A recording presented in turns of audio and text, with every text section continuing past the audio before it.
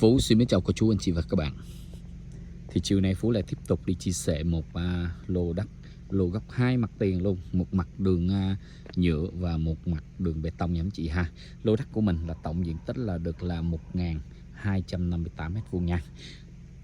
Thì lô đất của mình là tiếp giáp mặt tiền nhựa này là được là 31 mét nha anh chị ha. Thì còn cái hướng bên này là hướng ra là tuyến đường là Chương Định Làm Sang, tầm khoảng từ đâu đây thì hơn 100 m thôi. Còn cái mặt bê tông bên này là được là 36 m nha anh chị ha, là được là 36 m là đường thông nha.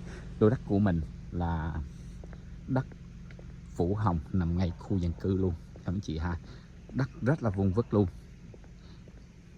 Lô đất của mình cách cây xăng tầm khoảng thì đâu đây thì cũng hơn 100 m thôi. Đây nha, đất đỏ Bà Giang. Thì hôm nay thì chủ sẽ bán với giá đúng là 2 tỷ 150 triệu trọn sổ nha anh chị. Một lô đất thì rất là đẹp nha anh chị ha.